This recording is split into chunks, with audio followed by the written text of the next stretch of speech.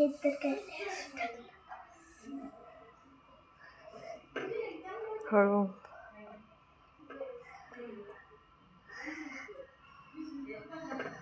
बोल ना काय. बस.